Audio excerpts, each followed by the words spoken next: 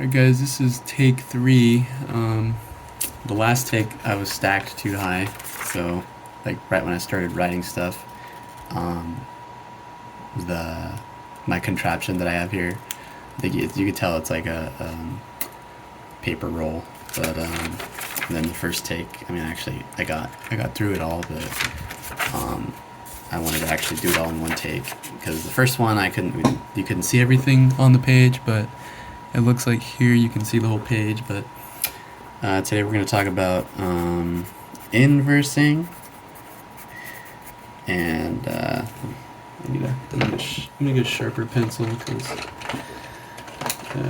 because I can, and I have 100 right here. So, anyways,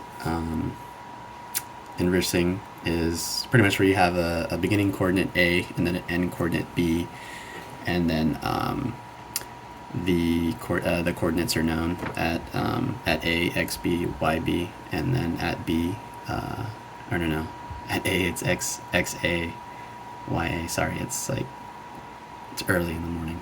And then B is X, B, Y, B, and this is the third take. Anyways, so then from there, you can determine the length and the azimuth, or the bearing, from the following relationships. And then the length, you could determine that using the Pythagorean theorem, but when you're reading a survey text, it's given to you in departure and latitude. But here, oh, and then I guess like what would be a use case, like in the field, had a control point, had to shoot overhang because scope said that we needed to shoot like signs that were coming off of buildings that were past 3 feet from the back of walk towards the street, which is where the project scope was, and so to shoot that sign, not having to set a working point, or I used so the tree was blocking me, and I also could not shoot it reflectorless, and from there I just decided to shoot a low rod like 15 feet away, pretty much where that sign would be at the building face, and then from there I did a high rod, and then I had my chainman hold the rod pretty much level with the sign where it's at the level it was at, and so then from there, and then obviously it was, I wouldn't be doing this if it was like a crazy grade change or anything like that, like the elevation changed significantly. It was relatively the same. So I shot a low rod, shot a high rod, did an inverse. So then from there I got the vertical offset, and then I could see a 5-foot rod, and so I had him hold it where it was meeting the building, and then I shot it there, and then I did a vertical offset using that inverse distance that I had calculated, and then the second one was shot at the end of it, again low rod, and then set offset vertically. But this is the math behind it. So you have this axis here, right, and so you have point A here, right, and then point B, right, and so like I was saying, A has coordinates XA, YA, right? And then B has coordinates XB, YB. And then, so I'll draw that little line there. And so then that straight line distance, obviously it's a straight line or in 2 dimensions, is L, right? And then so this change in Y here is our delta Y, and then this change in X here is delta X, right? And so then when you talk about departure and latitude, departure is typically given as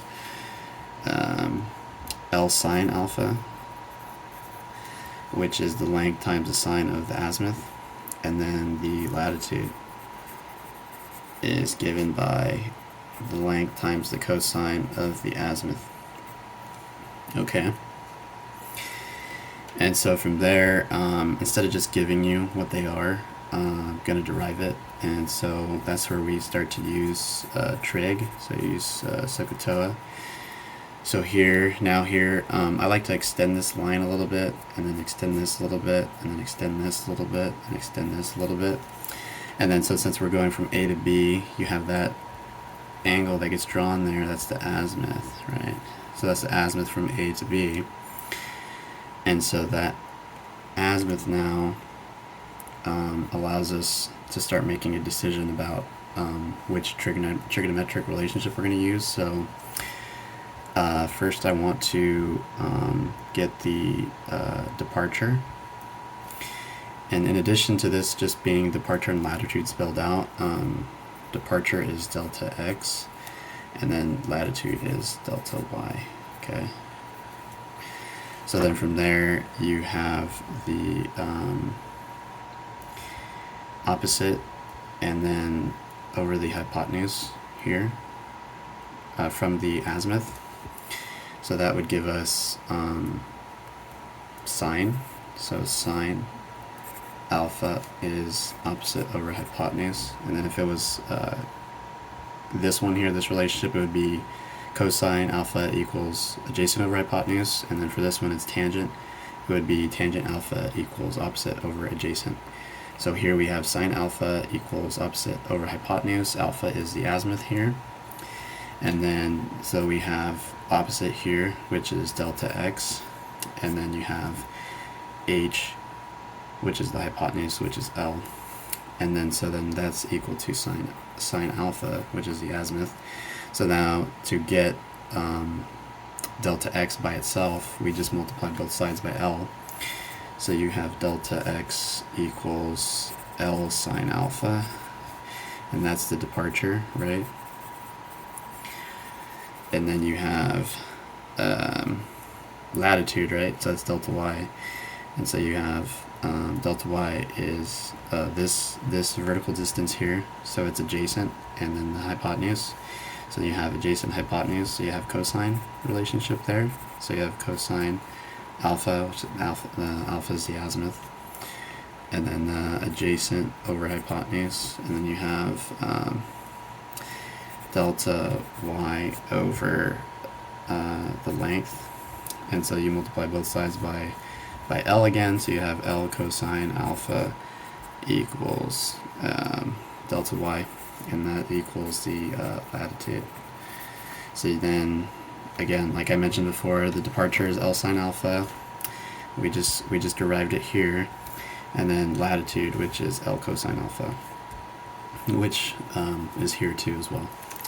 And so then the length would be given by the square root of delta x squared plus delta y squared, and then you have if we write it out, you have xb minus xa squared plus yb minus ya squared, and so that gives you the length. So that was the first thing that we could determine from I'm just checking the video to see if this is all being captured. It doesn't look like all of it is, but it looks like a good majority of it is. Okay, good. Not bad. Third time's a charm, as they say. So that's the length there, and which would be the distance, and that would be the number that I would use for the well, obviously this is in 2 dimensions. If it was the z would be you would just extend it to the 3rd dimension, but I'm not doing that here. I'm just kind of covering the basics, and then from there we have the next thing was the azimuth or the bearing, and so you have